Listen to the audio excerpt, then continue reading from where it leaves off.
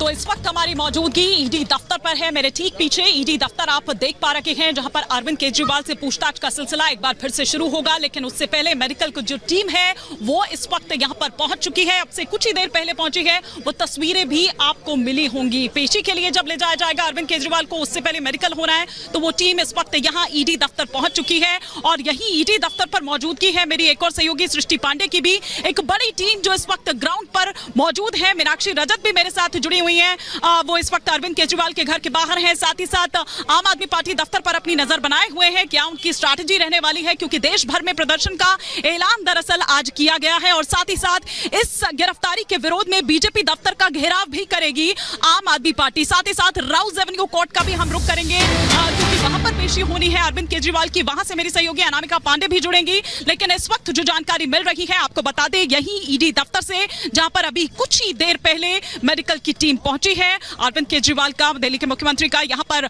Medical होना है, फिर उसके बाद आगे की जो कार्रवाई है वो शुरू होगी। लेकिन आप ये देखिए कि कितने समन भेजे जाते हैं। वो जब नहीं पहुंचते हैं तो कल ईडी की टीम शाम 7 बजे पहुंचती है 10वां समन लेकर, सर्च वारंट लेकर, और फिर उसके बाद 2 घंटे तक पूछताछ होती है। और फिर उनके फोन इस बीच जो है वो जब्त कर लिए जाते हैं। किसी को भी अंदर जाने की मनाही होती है, क्योंकि जब आम आदमी पार्टी के मंत्री पहुंचते हैं, सौरभ भारद्वाज वहां पर पहुंचते हैं, आतिशी सिंह वहां पर पहुंचती हैं, या तमाम नेता जो वहां पर पहुंचते हैं उनसे मिलने के लिए, उन्हें भीतर नहीं जाने दिया जाता है। और फिर 9 बजे का वो वक्त जब अरविंद केजरीवाल की गिरफ्तारी हो जाती है, अरविंद केजरीवाल को गिरफ्तार कर उनका मेडिकल कर, और फिर उसके बाद यहाँ ईडी दफ्तर जो है वो लाया जाता है। अब आज कार्रवाई एक बार फिर से शुरू होगी, लेकिन उससे ठीक पहले इस वक्त मेडिकल किया जा रहा है। इस पर और विस्तार से जानकारी दे रही है मेरी सहयोगी सृष्टि पांडे। सृष्टि।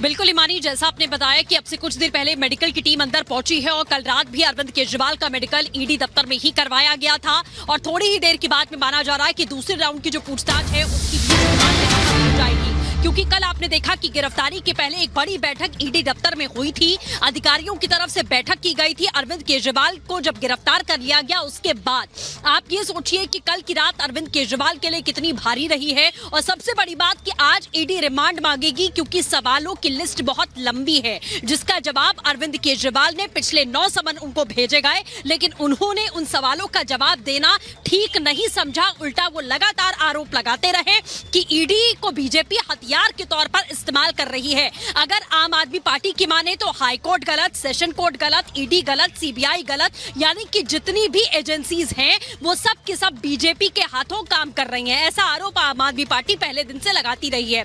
आपने देखा कि गवाहों के आधार पर जब गवाही दी गई, समीर महेंद्रू, विजय नायर, आपने देखा कि किस तरीके से सी अरविंद की तरफ से गवाही दी गई। उसके बाद के कविता की अरेस्टिंग होती है, मनीष सिसोदिया जेल जाते हैं, संजय सिंह जेल जाते हैं, तब जाकर अरविंद केजरीवाल की गिरफ्तारी हुई। और उसमें सबसे बड़ा आरोप यहां लगा कि प्रॉफिट मार्जिन बढ़ाने में भूमिका यहां पर रही है अरविंद केजरीवाल की। रुख करते हमारे सहयोगी वैभव का, जो कि बीजेपी दफ्तर के आसपास मौजूद है, जहां पर आम आदमी पार्टी आज प्रदर्शन करने का दावा कर रही है। वैभव, क्या तस्वीरें हैं? बिल्कुल सृष्टि, बहुत अहम अपडेट्स आप दर्शकों तक पहुंचा रही हैं, लेकिन एक बार अपने दर्शकों को वो टाइमलाइन बता दें कि आखिर अरविंद केजरीवाल की कल जो ईडी दफ्तर के अंदर रात जो है वो आखिर कैसी कटी। दरअसल सीएम केजरीवाल को ईडी लॉकअप में जो है वो रखा गया है। लॉकअप में ही अरविंद केजरीवाल की कल की रात जो है वो गुजरी है। अगर अगली बात करें तो दरअसल अरविंद केजरीवाल चैन से नहीं सो पाए ईडी दफ्तर के लॉकअप के अंदर। लॉकअप में अरविंद केजरीवाल को कंबल दिया गया, उन्होंने कंबल को लेकर मांग भी की, जिसके बाद उन्हें कंबल जो है मुहैया करवाया गया। दिल्ली के मुख्यमंत्री अरविंद केजरीवाल को लॉकअप में ही कुछ दवाइयां जो है वो वहां पर दी गई। घर से केजरीवाल के लिए दवाई और कंबल दरअसल ये पहुंचा था, जिसके बाद अरविंद केजरीवाल को लॉकअप में ये दोनों चीजें मुहैया करवाई गई। और साथ ही सुबह अरविंद केजरीवाल की आंख जो है वो जल्दी खुल गई। अब इंतजार कहीं ना कहीं से उस वक्त का है जब उन्हें पीएमएलए कोर्ट में पेश किया जाएगा। पेश करने के बाद ईडी जो है वो रिमांड मांग सकती है। अरविंद केजरीवाल की उम्मीद यही है कि तकरीबन 14 दिन की रिमांड जो है वो ईडी की तरफ से मांगी जाएगी। साथ ही नजरें आज सुप्रीम कोर्ट पर भी रहने वाली हैं। सुप्रीम कोर्ट में भी अरविंद केजरीवाल की इस गिरफ्तारी को लेकर जो याचिका डाली गई है उस पर सुनवाई होनी है। सीधा चलेंगे अपने सहयोगी मीनाक्षी के पास। मीनाक्षी, इस वक्त आपके पास वहां पर क्या कुछ तस्वीरें हैं, क्योंकि आईटीओ गिरफ्तार किया गया है। ये बिल्कुल साफ है कि अरविंद केजरीवाल जी की गिरफ्तारी भारतीय जनता पार्टी की एक राजनीतिक साजिश है। ईडी का उपयोग करके एक विपक्षी दल के राष्ट्रीय नेता को गिरफ्तार करना एक ऐसे केस में जिसमें 2 साल की इन्वेस्टिगेशन के बाद भी 1 रुपए की भी recovery of proceeds of crime नहीं हुई है, एक ऐसे केस में गिरफ्तार करना जहां पर आज तक ईडी कोर्ट्स के सामने कोई भी सबूत नहीं रख पाई है, सिर्फ और सिर्फ ये दिखाता है कि ये भारतीय जनता पार्टी का डर है, ये प्रधानमंत्री नरेंद्र मोदी जी का डर है। प्रधानमंत्री नरेंद्र मोदी जी को, भारतीय जनता पार्टी को ये लगता है कि अगर देश में कोई एक नेता है जो उन्हें चैलेंज कर सकता है तो उस नेता का नाम अरविंद केजरीवाल है। इसलिए भारतीय जनता पार्टी और प्रधानमंत्री नरेंद्र मोदी जी हर संभव कोशिश कर रहे हैं कि वो अरविंद केजरीवाल को कुचल दें, आम आदमी पार्टी को कुचल दें। तभी एक के बाद एक आम आदमी पार्टी के एक एक नेता को गिरफ्तार किया जा रहा है। आज आम आदमी पार्टी के number 1, number 2, number 3, number 4, number 5 के सारे नेताओं को झूठे आरोपों पर भारतीय जनता पार्टी शासित केंद्र सरकार और उनके पॉलिटिकल हथियार इन्फोर्समेंट डायरेक्टोरेट ने गिरफ्तार कर लिया है।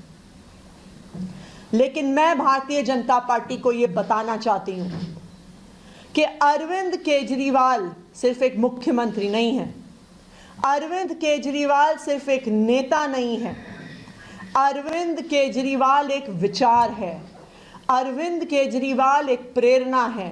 अरविंद केजरीवाल वो आदमी है जो अपनी IRS की नौकरी छोड़कर, इनकम टैक्स की नौकरी छोड़कर दिल्ली की सड़कों पर उतरा था इस देश के लोकतंत्र को बचाने के लिए, इस देश के संविधान को बचाने के लिए। और आज अगर आपने चुनाव से जस्ट पहले अरविंद केजरीवाल को गिरफ्तार किया है, उनको कैंपेन में जाने से रोकने के लिए गिरफ्तार किया है, तो मैं भारतीय जनता पार्टी को बता दूं कि आप एक अरविंद केजरीवाल को गिरफ्तार कर सकते हैं, लेकिन हजारों अरविंद केजरीवाल दिल्ली की सड़कों पे और देश की सड़कों पे उतरेंगे इस देश के लोकतंत्र को बचाने के लिए। आज भारतीय जनता पार्टी ने लोकतंत्र को खत्म करने का कोई प्रयास नहीं छोड़ा। हम देख रहे हैं कि किस तरह से एक के बाद एक सभी विपक्षी दलों पे और सभी विपक्षी नेताओं पे हमले हो रहे हैं। अगर वो भारतीय जनता पार्टी में चले जाते हैं तो उनके खिलाफ केस बंद हो जाते हैं, अगर वो भारतीय जनता पार्टी में जाने से मना कर देते हैं तो उन्हें उठा के जेल में फेंक दिया जाता है। दूसरी तरफ हमने देखा है कि किस तरह से कंपनियों को ईडी और सीबीआई के माध्यम से डरा के, धमका के, उन पे केस करके उनसे इलेक्टोरल बॉन्ड्स के माध्यम से हजारों करोड़ की उगाही करी है भारतीय जनता पार्टी ने। एक तरफ हेमंत सोरेन की गिरफ्तारी होती है, दूसरी तरफ कांग्रेस पार्टी का बैंक अकाउंट फ्रीज होता है। ये आने वाले लोकसभा चुनाव को, आने वाले पूरे देश में होने वाले चुनाव को अफेक्ट करने का तरीका है, विपक्ष को खत्म करने का तरीका है। ये चुनाव को चोरी करने का अगर तरीका नहीं है तो